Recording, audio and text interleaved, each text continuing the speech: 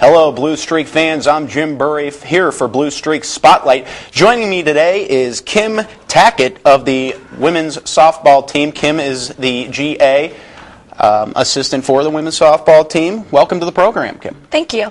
Now, you were a four-year star at Muskingum University, also in the Ohio Athletic Conference, and you played a very stellar four-year career with 4 consecutive conference titles. You've brought that kind of success to John Carroll University. Can you explain how the season's going so far? You know, I really feel like this season has been a little bit up and down for us so far, but lately we've taken a turn in the right direction. We're on the up and up, which is great. Sometimes we lack a little bit of consistency, and in this conference you can't lack consistency. You have to bring your A game. You have to have all 3 ingredients working together. You have to have pitching going well for you. You have to battle at the plate offensively, and you can't have errors. When we do all 3 of those things, we're a pretty tough team to beat. It's just whether or not we show up to play that way. And that success in those areas will then translate to success in the win column. Speaking of team success, the Blue Streak's record, Kim, over the past year and a half indicates that they are really focused on the playoffs. What have you and head coach Aaron Brooks done to return to such drastic results? I feel like we really focus on mental toughness because that's something that my head coach at Muskingum College has really taught me is mental toughness. I'm a firm believer that if 2 great teams are playing against each other, the team who's more mentally tough will come out on top. So that's really what we focus on in practices.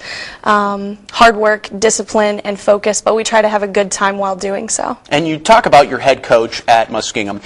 You visited her this year as the Blue Streak softball team faced off against Muskingum in a doubleheader, and from my understanding it was a pretty emotional time. Can you explain that? It was bittersweet. It was the first time that John Carroll has ever swept Muskingum, which was awesome.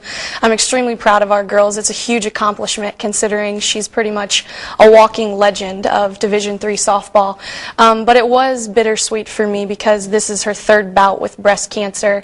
So it was extremely emotional just because of the impact and the influence that she has had on my life. So it was amazing beating such an awesome coach, but it was bittersweet just because I want her to do so well. And from my understanding, she just picked up her 900th win. Correct, which is absolutely amazing. And so you yourself, though, have earned some accolades at Muskingum. When people speak of an athlete and they say they have a ton of baggage, usually that's a bad thing, but in your case, you have a lot of hardware. Let me just explain for the folks at home. You were all OAC team 3 times at Muskingum. You were 2nd and 3rd team All-Academic ESPN, the magazine honors, 2nd team All-American honors, and the list goes on and on. And you did all this while double majoring in physical education and health education. Tell me, how do you balance your athletics and your academics? I've always been a very focused person, and I've always considered myself to be driven. Softball, it was easy to balance just because it's my passion. I absolutely love the game. I absolutely love coaching.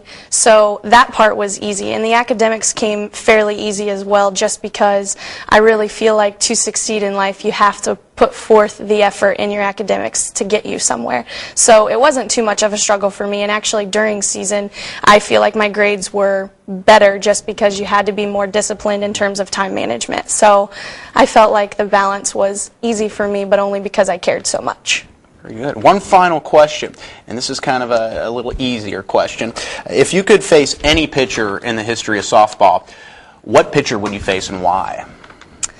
There are a lot of great pitchers in the history of softball, but I think I would have to face Jenny Finch just because I consider her to be one of the greatest pitchers in softball history, and I want to be the best, so to be the best, you have to face the best. Well, that would be quite a challenge. Kim Tackett, thank you very much for joining us today.